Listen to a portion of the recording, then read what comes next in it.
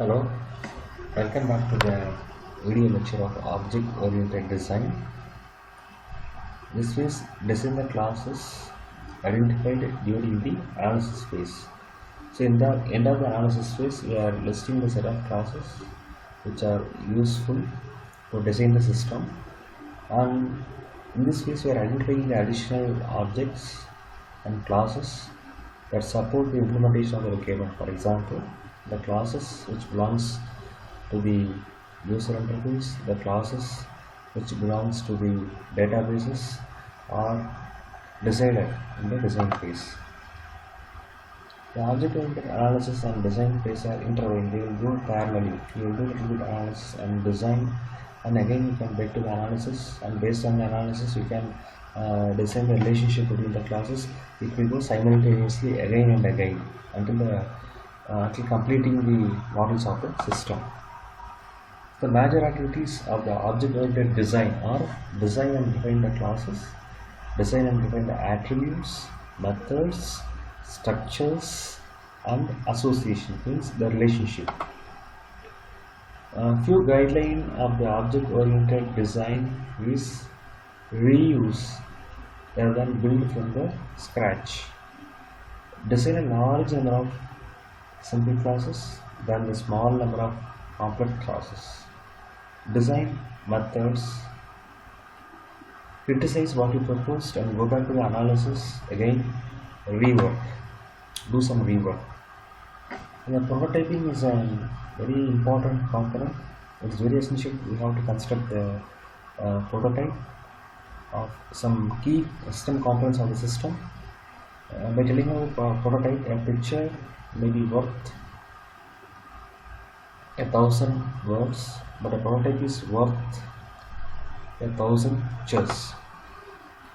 Prototype helps us to understand the difficulty in implementing some of the features of the system.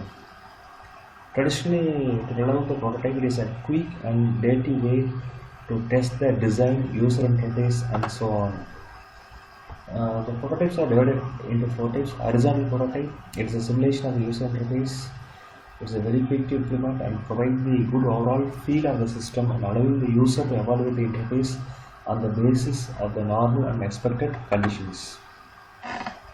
Vertical prototype is a prototype which few system functionalities are developed. The functionalities are tested using the vertical prototypes. We can say it is a subset of the system features. So generally the prototype is a combination of horizontal and vertical, a subset of system functionalities with the user interface. The next is analysis prototype. It is used for exploring the problem domain. It used to demonstrate the proof of the concept. It is discarded once the purpose is completed. Finally, domain prototype is the incremental development of the ultimate software solution.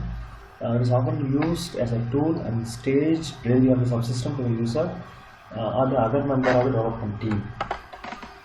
So component-based development is an approach. We are able to build the system from the prefabricated and pre-tested component, then develop a new system. It reduces the cost and reduces the time to the market. Now, present scenario, we are having a lot of case tools for the CBD, component-based development. Application development moves from the custom development to assembly of pre-built, pre-tested, reusable software components.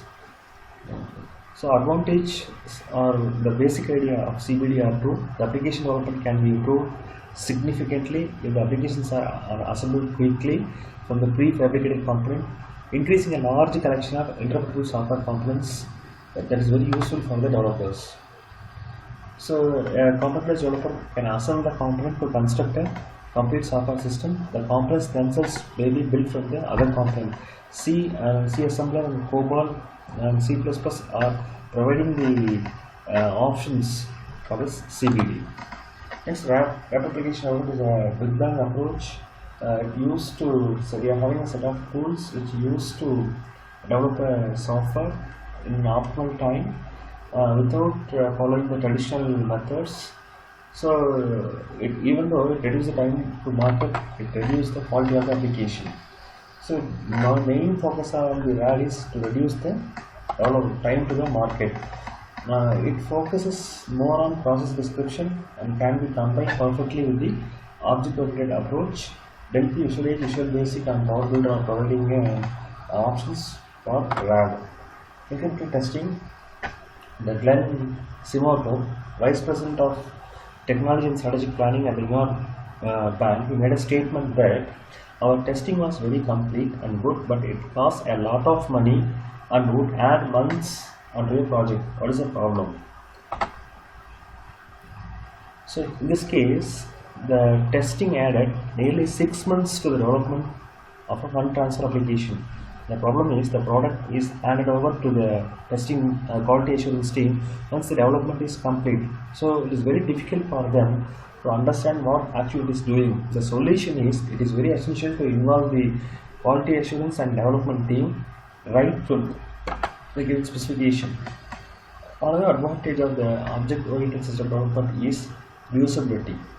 Object, a major benefit of the object-oriented system development is reusability. Object is to be really reusable. Much more effort must be spending on it. Developer might spend their upfront time to design a component. He should design the object, but we should have a mindset that whenever we design an object, the object should be reusable. So, reusability, advantage of reusability is it increases the reliability, reduce the time and cost of the development, and improve the consistency. The reuse strategy can be based on the following: information hiding, conforming to the naming standard, common naming convention in the industry, creation, administration of the object repository, encouragement of the strategic management of reuse opposed to the co-development. At least they should have target that in a project, at least they should set a target that 50% of our components should be reusable. Okay, that's it. Thanks for watching the video.